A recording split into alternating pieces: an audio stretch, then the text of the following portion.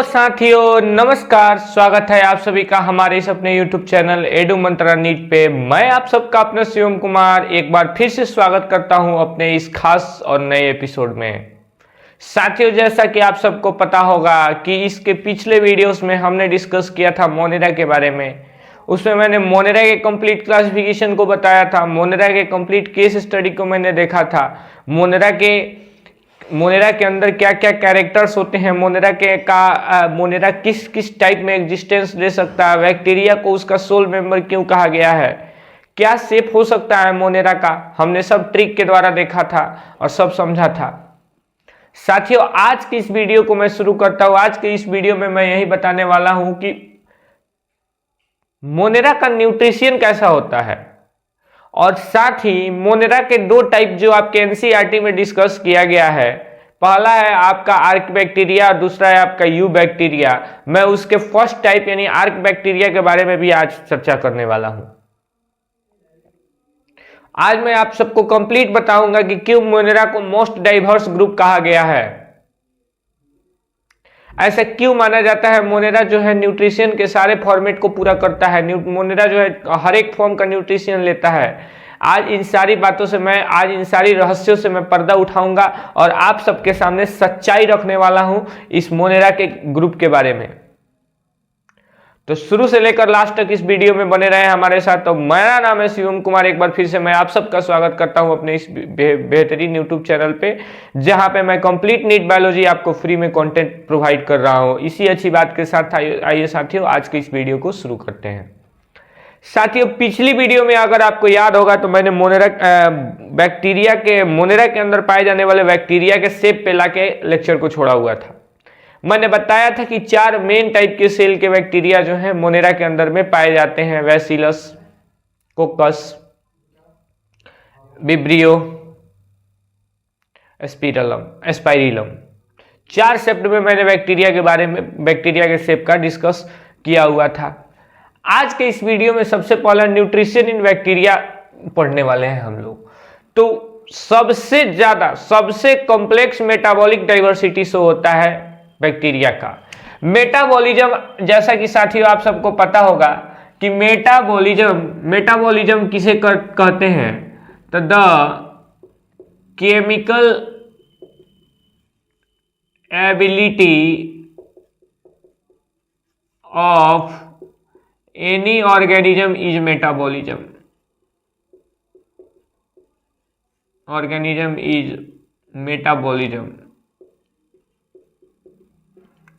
यानी उसके बॉडी के अंदर उसका न्यूट्रिशन से लेके उसके अंदर कितने ज्यादा केमिकल डाइवर्सिटी उसके अंदर पाया जा रहा है, किस टाइप के केमिकली वो रिएक्ट कर रहा है, कौन कौन से एंजाइम से, कौन किसके हेल्प से कौन से प्रोटीन को कैसे तोड़ता है, फैट को कैसे तोड़ता है। मतलब एक तरह से बोल सकते हैं चेन ऑफ केमिकल रिएक्शन जो बॉडी के अंदर, उस ऑर्गेनिज्म के बॉडी के अंदर हो रहे हैं, उसको हम लोग मेटाबॉलिज्म कहते हैं।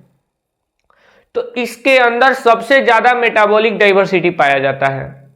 सबसे ज्यादा मेटाबॉलिक डाइवर्सिटी वाला ग्रुप है मोनेरा।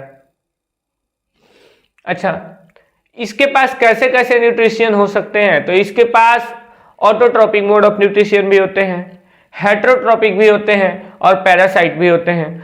कुछ बैक्टीरिया जो हैं मोनेरा के, कुछ बैक्टीरिया जो हैं वो हेटरोट्रोपिक होते हैं, कुछ बैक्टीरिया जो है वो ऑटोट्रोपिक होते हैं और कुछ बैक्टीरिया जो है वो पैरासिटिक होते हैं। आज मैं तीनों के बारे में आपसे डिटेल में डिस्कस करने वाला हूं कि पैरासाइटिक होते हैं कौन से, क्या होते हैं, हेटरोट्रोपिक के अंदर ही पैरासाइटिक को लिया जाता है। मैंने यहाँ लिख दिया है पैरासाइटिक अलग से, बट हेटरोट्रोपिक के अंदर ही पैरासिटिक को कंसीडर किया जाता है। आप लोग इस बात को मानते हुए चलिएगा, क्योंकि आप लोग का एनसीईआरटी यहाँ पे डाइवर्सिटी शो नहीं किया है, वो हेटरोट्रोपिक के अंदर ही पैरासाइटिक का काम खत्म कर दिया। बस मैंने यहाँ पे आप लोग के लिए अलग कर दिया है। अच्छा, जरा ऑटोट्रोपिक का बात कर लेते। तो देखो साथियों, ये 2 टाइप के ऑटोट्रोपिक होते हैं। 2 टाइप के ये ऑटोट्रोपिक होते हैं। सबसे पहले तो ये इनऑर्गेनिक सब्सटेंस का यूज करते हैं अपने फूड को बनाने के लिए, यानी ये अपने फूड प्रोसेस में, फूड प्रोसीजर में कार्बन और हाइड्रोजन का यूज नहीं करेंगे। ऑर्गेनिक सब्सटेंस का यूज नहीं करेंगे। ये जब भी यूज करेंगे अपने न्यूट्रिशन के लिए ऑटोट्रॉपिक बैक्टीरिया, तो वो यूज करेंगे इनऑर्गेनिक सब्सटेंस को। इस बातों पे फोकस करना है कि आपको इसमें बता देगा कि हेटेरोट्रॉप पूछ देगा कि हेटेरोट्रॉपिक और ऑटोट्रॉपिक में से कौन सा बैक्टीरिया है जो इनऑर्गेनिक सब्सटेंस यूज करता है अपने न्यूट्रिशन के लिए।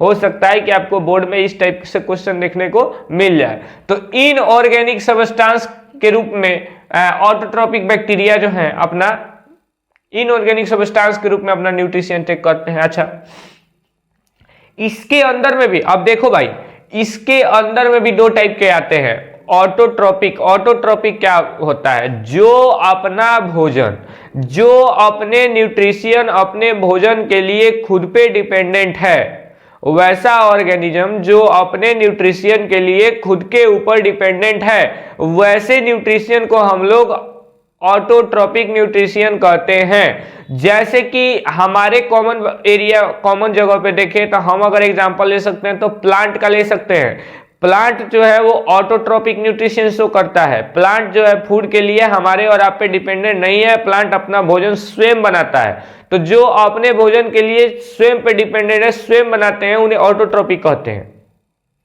तो उसी तरह से ये बैक्टीरिया जो होगा ये स्वनिर्भर होगा, आत्मनिर्भर भारत का ये बैक्टीरिया होगा और ये आत्मनिर्भर होगा। ये बैक्टीरिया कैसा होगा? तो आत्मनिर्भर होगा, मोदी जी से बहुत ज्यादा इंस्पायर होगा, इसीलिए आत्मनिर्भर होगा। इसमें भी दो टाइप का होगा, पहला होगा फोटोसिंथेटिक ऑटोट्रॉप और दूसरा होगा chemosynthetic autotroph.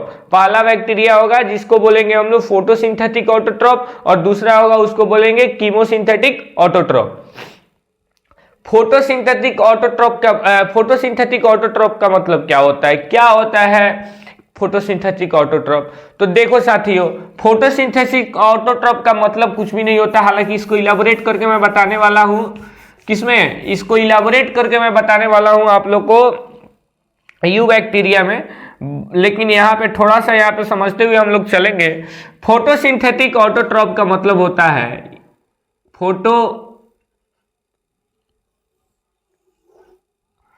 Photosynthetic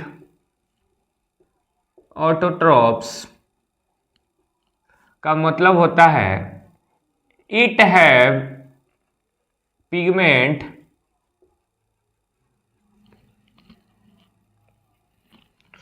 for light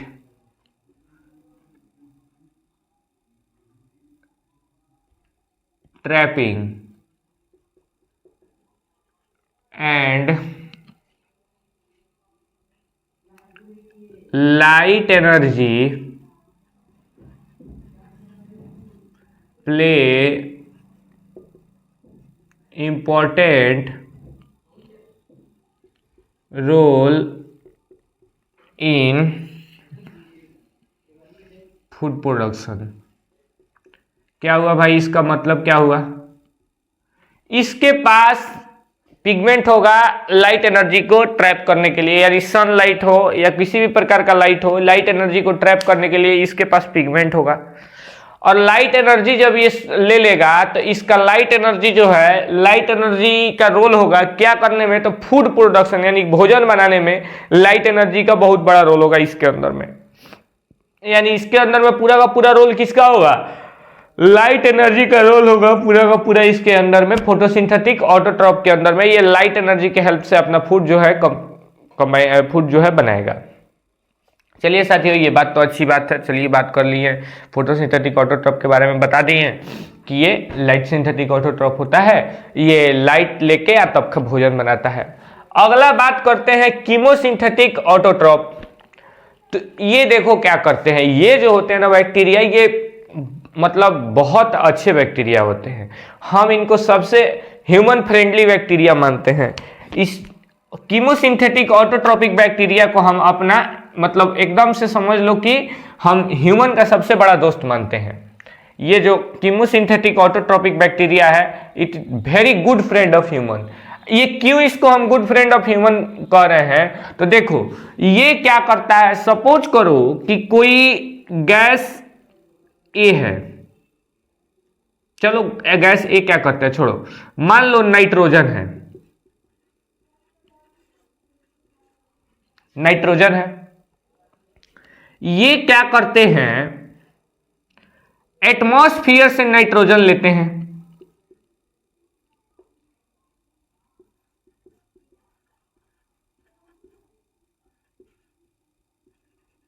atmosphere से नाइट्रोजन लेते हैं और एटमॉस्फेयर से नाइट्रोजन लेने के बाद में अपने एक स्पेशल सेल जिसका नाम होता है हेटेरोसिस्ट,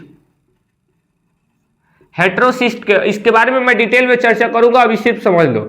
हेटेरोसिस्ट के द्वारा अलग अलग एंजाइम के मदद से, अलग अलग एंजाइम की एक्टिविटी से इस नाइट्रोजन को जो है ऑक्सीजन और कार्बन डाइऑक्साइड में फिक्स करते हैं, जिसको बोलते हैं नाइट्रोजन फिक्सेशन या CO2 फिक्सेशन।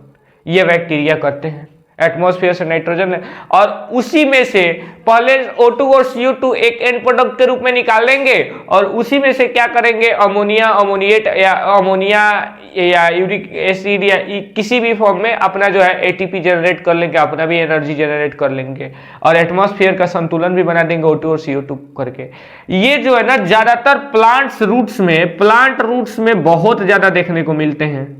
और ऐसा माना जाता है कि आजकल जो हम खाद दे रहे हैं, आजकल जो हम यूरिया खाद दे रहे हैं या तरह तरह के अलग केमिकल फर्टिलाइजर दे रहे हैं, तो ऐसा माना जाता है साथियों, एक रिसर्च में पता चला है कि वो बीज, वो केमिकल डालने के कारण हमारे प्लांट के रूट में रहने वाले ये बैक्टीरिया जो कि CO2 फिक्सेशन या नाइट्रोजन फिक्सेशन या ऑक्सीजन फिक्सेशन या कोई सी भी गैस का फिक्सेशन करते हैं, इनकी संख्या में, इनके पॉपुलेशन में कमी आती है, जिसका इफेक्ट हमारे उस प्रॉपर उस क्रॉप्स पे पड़ता है और उस खेत में वो क्रॉप्स बिल्कुल खराब होता है, बिल्कुल अच्छा नहीं होता है।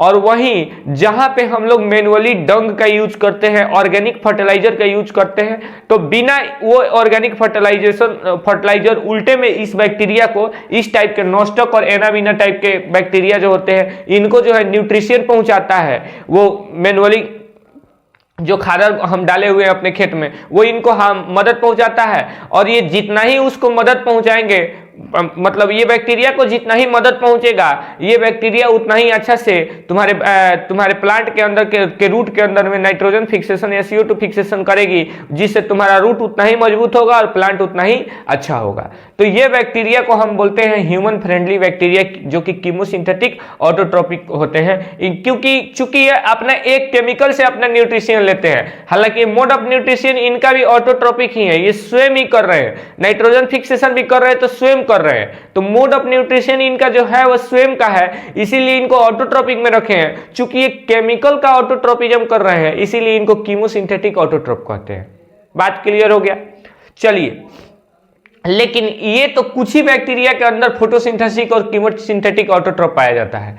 मेजॉरिटी ऑफ बैक्टीरिया के पास साथियों, मेजॉरिटी ऑफ बैक्टीरिया के पास में जो है आपका हेटेरोट्रोपिक मोड ऑफ न्यूट्रिशन पाया जाता है। अब हेटेरोट्रोपिक न्यूट्रिशन क्या है? तो देखो, हेटेरोट्रोपिक न्यूट्रिशन पे ही दुनिया आधारित है। आजकल की दुनिया हेटेरोट्रोपिक पे ही चलती है, बिल्कुल चलती है। आजकल सब लोग एक दूसरे के ऊपर डिपेंडेंट है, और कुछ तो उससे चालाक है जो पैरासाइटिक होते हैं, कल मैं बताया भी था, कुछ तो उससे चालाक होते हैं, वो जो है तुम्हारे साथ रह के तुम्हारा ही खून चूस लेंगे, तुमको पता नहीं चलेगा। तुम्हारे ही साथ होके वो तुम्हारा ही खून चूस लेंगे, तुमको पता नहीं चलेगा। उस टाइप के न्यूट्रिशन लेने वाले ऑर्गेनिज्म को कहते हैं क्या? उस टाइप के ऑर्गेनिज्म को कहते हैं हम लोग क्या बोलते हैं? पैरासाइट बोलते हैं, कि जो तुम्हारे साथ हो। आजकल की जेनरेशन ही यार पैरासाइटिक हो गई है यार। मैं बैक्टीरिया की बात कैसे करूं, आजकल की जनरेशन ही पैरासिटिक हो गई है। वो तुम्हारे साथ कोई भी दोस्त हो, कोई भी यार हो, सब के सब पैरासाइट है। कितना देर तक तुमसे उनका फायदा है, तब तक वो तुम्हारे बॉडी के अंदर चिपके रहेंगे। ध्यान देना साथियों, मैं आपको एक कहानी सुनाता हूं, आपके डेली लाइफ से रिलेटेड है। आप अगर खेत में जाते हैं, अगर आपको लीच पकड़ता है, जोंक पकड़ता है, क्या करता है वो जोंक आपके बॉडी में एक अपने माउथ के एक ट्यूब से आपके बॉडी के स्किन के अंदर में छेद कर देता है और आपका ब्लड सक करने लगता है। और जब उसका पेट भर जाता है साथियों, जब उस लीच का पेट भर जाता है, वो लीच तुरंत ही आपके बॉडी से रिमूव हो जाता है। वो उसका समझिए कि लगभग 2 साल 3 साल तक छुट्टी हो गया, एकदम पूरा का पूरा न्यूट्रिशन ले लिया। साथियों दुनिया भी आजकल वैसे ही हो रही है। जब तक कोई आपके साथ तब तक चिपका हुआ है, कोई आपके साथ तब तक चिपका हुआ है जब तक आपका उससे कोई मतलब सिद्ध नहीं हो जाता। जिस दिन से आपके लिए उसका काम खत्म, जिस दिन से उसके जीवन में ये लगने लगा कि अब ये आदमी मेरे जीवन में किसी काम का लायक नहीं है, वो आपको साइड लगा देगा। तो इसीलिए साथियों मैं कहता हूं कि इस दुनिया में दूसरों के दम पे उड़ने से अच्छा है अपने दम पे उड़ो। अपने दम पर उड़ने का मजा ही कुछ और है। और दोस्त यार मत बनाओ। विवेकानंद के दोस्त यार नहीं थे, विवेकानंद के दोस्त यार नहीं थे, और विश्व पटल पर उन्होंने भारत का गौरव यशगान किया है। विश्व पटल पर सोचने पे मजबूर कर दिया कि एक भारतीय व्यक्ति ऐसा सोच सकता है। अपनी फिलॉसफी के दम पे पूरे विश्व के यूथ पे राज किया है उन्होंने। उनके दोस्त यार नहीं थे, वो जानते थे कि ये दुनिया पैरासिटिक है। जिस उम्र में हम लोग को पता चलता है, उससे कई गुना पहले स्वामी विवेकानंद जी को ये एहसास हो गया था कि ये दुनिया पैरासिटिक है, और इस पैरासिटिक दुनिया में अगर हमको सरवाइव करना है, इस पैरासिटिक दुनिया में अगर हमको रहना है, तो हमको खुद को अपने अनुसार ढालना पड़ेगा।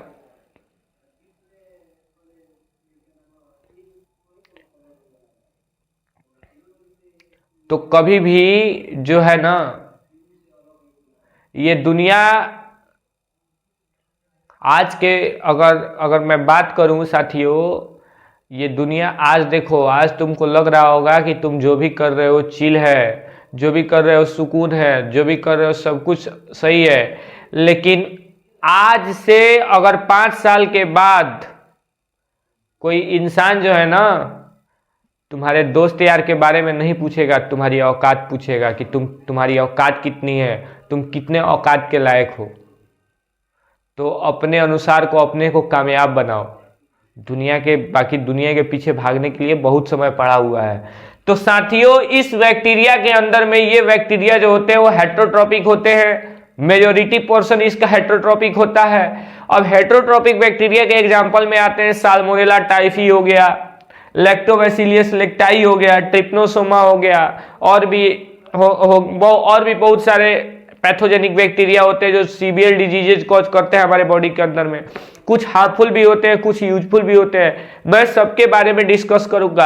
अब अगले स्लाइड में हम लोग इसका मोनेरा के अंदर में 2 टाइप है, एक आर्की बैक्टीरिया, एक ईयू बैक्टीरिया। तो अगले स्लाइड में हम लोग आर्की बैक्टीरिया के कंप्लीट स्टडी को देखेंगे कि आर्की बैक्टीरिया क्या है और आर्की बैक्टीरिया में किस टाइप का न्यूट्रिशन है, उसको हम लोग देखेंगे। चलो साथियों मूव करते हैं। चलिए साथियों देखते हैं अब मोनेरा के क्लासिफिकेशन के बारे में। तो मोनेरा को मैंने इसके पिछले अभी थोड़ा देर पहले बताया कि मोनेरा जो है वो मेनली 2 पार्ट में क्लासिफाइड होता है, 2 ग्रुप्स में क्लासिफाइड होता है। पहला का नाम है आर्की बैक्टीरिया, दूसरा का नाम है यू बैक्टीरिया। तो सबसे पहले हम बात करेंगे आर्की बैक्टीरिया के बारे में। एनसीईआरटी के अनुसार सबसे पहले आर्की बैक्टीरिया के बारे में दिया गया है। अब आर्की बैक्टीरिया के बारे में दिया गया, तो हम भी आर्की बैक्टीरिया के बारे में ही बात करेंगे। चूंकि यू बैक्टीरिया बहुत ही लंबा है, यू बैक्टीरिया में ज़्यादा कुछ पढ़ना भी है, बहुत सारा है। यू बैक्टीरिया में जो है आपको हार्मफुल बैक्टीरिया पढ़ना है, यूजफुल बैक्टीरिया पढ़ना है, जो ह्यूमन नेचर को इफेक्ट करता है, ह्यूमन डेली लाइफ को इफेक्ट करता है, डेली लाइफ में यूज किया जाता है नहीं किया जाता, वो सब उसी में देखना है। लेकिन इसमें उतना डाइवर्सिटी नहीं है, इसीलिए मैंने इसको पहले शुरू किया है। आज इसके हम लोग जनरल कैरेक्टर के बारे में देखेंगे, और अगला वीडियो जो मेरा आएगा उसमें इसका क्लासिफिकेशन और उसके जनरल कैरेक्टर के बारे में, इसका क्लासिफिकेशन और इसका जनरल कैरेक्टर के बारे में इसके अगले वीडियो में हम डिस्कस करेंगे। चाहे हो सकता है कि सिर्फ और सिर्फ इसके टाइप के बारे में आए, आर्की बैक्टीरिया के कंप्लीट टाइप के बारे में। इसमें इसके 3 टाइप होते हैं, एक मेथिनोजेन होते हैं, एक मेथिनोजेन होते हैं, बेथिनोजिन, उसके बाद थर्मोएसिडोफिल, एक और 3 होते हैं इसके टाइप, 3 होते हैं। तीनों के बारे में इसके एक वीडियो में हम कंप्लीट इसके तीनों के बारे में, टाइप के बारे में चर्चा कर देंगे एक में। अभी इसके जनरल कैरेक्टर के बारे में देखते हैं। तो सबसे पहला इसको, मतलब सबसे पहला बात आप लोग याद रखिएगा, इसको धरती का सबसे पुराना लिविंग फॉसिल माना जाता है। यानी धरती का सबसे पुराना जो है ये जीवित अवशेष है, सबसे पहला जीवन। ऐसा माना जाता है कि first life on the earth जो है आर्कीबैक्टीरिया ही है। First life on the earth archaebacteria है। अब सुन गधावा सब, टोनी के बार बार कहता है सब, एगो बड़ा बेवकूफ़ी भरा सवाल पूछता है सब कि इस धरती पे पहले मुर्गी आई कि पहले अंडा आया। ये क्वेश्चन बड़ा मतलब कि कंट्रोवर्शियल क्वेश्चन है। बच्चा सब बड़ा इस पे चुटकी लेता है कि पहले मुर्गी आई कि पहले अंडा आया। तो सुन, हमारा जैसा मास्टर तुम लोग को नहीं मिला। हमारा जैसा मास्टर मिलता ना, तुम लोग को यही कॉन्सेप्ट को समझा देता कि ना बउआ पहले मुर्गी आई और ना बउआ पहले अंडा आया। पहले कौन आया? आर्कीबैक्टीरिया आया। और आर्कीबैक्टीरिया से ही धीरे धीरे इवॉल्व होकर पहले अंडा का लेयर बना, उसके बाद अंडा बना, उसमें कंप्लीट एक सेल बना, उसके बाद से तब धीरे धीरे ऑर्गेनिज्म का इवोल्यूशन होना शुरू हुआ। तो ना पहले मुर्गी आई ना पहले अंडा आया, पहले आया आर्कीबैक्टीरिया। बात क्लियर? तो ये जो है ना मोस्ट ओल्डेस्ट लिविंग फॉसिल है, यानी सबसे पुराना जो लिविंग फॉसिल कौन है? हमारा आर्कीबैक्टीरिया है। इसको धरती का अर्थ का पहला लाइफ, हालांकि तो प्लैनेट का पहला लाइफ दिया था, लेकिन हम इसको अर्थ का पहला लाइफ कंसीडर किए हैं कि अर्थ का पहला लाइफ है। अच्छा, ये ऑब्लिगेट एनारोब होता है। ये क्या होता है? ऑब्लिगेट एनारोब होता है। अब भाई ऑब्लिगेट एनारोब क्या होता है? तो ऑब्लिगेट एनारोब का मतलब होता है कि ये एनएरोबिक रेस्पिरेशन करता है, वो भी दूसरे की मदद से। एनएरोबिक रेस्पिरेशन करता है वो भी दूसरे की मदद से, उसको बोलते हैं ऑब्लिगेट एनारोब। अब एनएरोबिक रेस्पिरेशन को हम इलाबोरेट यहाँ नहीं करेंगे। क्यों नहीं करेंगे? क्योंकि तुम लोग 9th से पढ़ते आ रहा है एनएरोबिक रेस्पिरेशन, इसीलिए इसको इलाबोरेट करना यहाँ पे जरूरी नहीं है। नहीं तो पूरा बोर्ड एनारोबिक रेस्पिरेशन से ही भर जाएगा, उसके रिएक्शन से ही भर जाएगा। तुम लोग इसको ध्यान में रखना, क्योंकि उसमें ग्लूकोज जो है वो पाइरुवेट में टूटता है। पाइरुवेट जो है पाइरुवेट अलग अलग, पाइरुवेट बाद में एटीपी जनरेशन के काम में आता है, साथ में CO2 भी एक्सेस रूप में रिलीज करता है एनारोबिक में। तुम देख लेना अच्छे से, ठीक है। अब देखो, सबसे बड़का दिक्कत है इसके सेल वाल में। जब मोनेरा के बारे में हम बता रहे थे, तो मोनेरा के सेल वाल के बारे में हम बताए थे कि इसका सेल वाल जो होता है ना, पॉलीसेकेराइड पॉलीपेप्टाइड म्यूरिन से ही मिलके बना होता है। लेकिन इसके सेल वाल की, अगर आर्कीबैक्टीरिया की सेल वाल की बात करें, तो आर्कीबैक्टीरिया का सेल वाल जो है वो कॉम्प्लेक्स पॉलीसेकेराइड और पॉलीपेप्टाइड से मिलकर बना होता है। कॉम्प्लेक्स पॉलीसेकेराइड और पॉलीपेप्टाइड से, कॉम्प्लेक्स पॉलीसेकेराइड और पॉलीपेप्टाइड से मिलकर ही इसका सेल वाल जो है बना होता है। इसका सेल वाल कैसा होता है? तो कॉम्प्लेक्स पॉलीसेकेराइड और पॉलीपेप्टाइड होता है। अब देखो, सेल मेम्ब्रेन इसका सिंगल लेयर होता है, लेकिन सेल मेम्ब्रेन के अंदर जो होता है ना, सेल मेम्ब्रेन सिंगल लेयर होता है, और सेल मेम्ब्रेन के अंदर का जो लिपिड का जो चेन होता है, चेन ऑफ लिपिड होता है सेल मेम्ब्रेन के अंदर। सिंगल लेयर तो होता ही है, लेकिन जो चेन ऑफ लिपिड होता है सेल मेम्ब्रेन के अंदर, लिपिड का जो चेन होता है वो स्ट्रेट चेन होता है। सिंगल लेयर स्ट्रेट चेन होता है लिपिड का लेयर। अब स्ट्रेट चेन होने से इसको फायदा ये मिलता है कि इसको किसी भी कंडीशन में रहने के लिए ये बाध्य हो जाता है। यानी समझ लो, जहां कुछ नहीं होगा, जहां जीवन का एको नामो संचार नहीं होगा, जहां कुछ नहीं होगा, वहां पे आर्कीबैक्टीरिया एग्जिस्ट कर जाएगा। तुम धरती का कोई भी कंडीशन लेके आओ, धरती का कुछ भी लेके आओ, इस ससुरा इतना बड़का कुकुर है कि धरती के कहीं रहेला तैयार है। पता ना इसकी वाइफ इसको भगा दी है कानू की ससुरा कहीं रहने के लिए तैयार है। भाई देखो ना, peak, harsh, extreme, adverse condition, कोई भी कंडीशन में रहने के लिए तैयार है। चाहे आप कितने इसको हार्श कंडीशन दे दें, इसको मैंने गोबर के गोबरों में बैठा दीजिए, ये रह जाएगा। माने खौलता का, माने हम बोल रहे हैं ना कि 50,000 डिग्री सेल्सियस वाला पानी है ना, खौलता हुआ पानी, उसमें भी ये अपना लाइफ एग्जिस्ट कर लेगा। शरीर को गलाता हुआ बर्फ काहे नहीं हो, उसमें भी आर्कीबैक्टीरिया एग्जिस्ट कर लेगा अपने आप को। भाई साहब, ये कितना ज्यादा इस सताया हुआ है अपने फैमिली से कि बेचारा किसी भी कंडीशन में रहने को तैयार है, लेकिन कह रहा है कि हम अपने लोगों के पास वापस नहीं जाएंगे। सोचो कितना ज्यादा सताया हुआ है बेचारा। सिंगल लेयर मेम्ब्रेन होता है, स्ट्रेट चेन होता है, स्ट्रेच चेन होता है और इसका सेल मेम्ब्रेन जो है लिपिड का सिंगल लेयर और स्ट्रेच चेन मॉलिक्यूल से मिलकर बना होता है, जो इसको रेसिस्टेंट प्रोवाइड करता है किसी भी कंडीशन में। इसको कौनों से फर्क नहीं पड़ता है, ना ही हाई टेम्परेचर से हम कह रहे हैं कि भाग जो यहाँ से, ना तो तुमको तोरा के खौला के मुंगा देंगे, तो कह रहे भाई खौला दे हम ऊ में रह लेंगे। हम कहे चल तो उसे तो तोरा के नमक पिया के मार देंगे, तो कह रहे भाई हम ऊ में रह लेंगे, सैलिनिटी में भी रह लेंगे, कितनों नमक ला दो हम उसमें भी रह लेंगे। तब हम खिसिया गए तो हम कहे सुन तुमको इतना खतरनाक एसिडिक पीएच देंगे ना, इतना पीएच कम करेंगे, इतना एसिडिक पीएच देंगे कम करेंगे, गल के माटी हो जाएगा। कहेगा भाई तुम्हारे कृपा से हम इसका भी रेजिस्टेंट प्राप्त किए हुए हैं, मेरे पास ऑलरेडी लिपिड चेन है, हम पीएच को भी झेल लेंगे। भाई साहब अजब लेवल का ही खेल रहा है, अजब लेवल पे ही खेल रहा है, किसी भी कंडीशन में रहने के लिए तैयार है आर्कीबैक्टीरिया। इसका 3 टाइप होता है, मेन इसका 3 टाइप होता है। मैथिनोजेन होता है जो रूमिनेंट एनिमल के गट में पाया जाता है, गोबर में पाया जाता है, CH4 में CO2 फिक्सेशन का काम करता है मैथिनोजेन। और भी 2 टाइप है। इसके अगले वाले वीडियो, आज के वीडियो में अब इतना ही रखेंगे इसके लिए।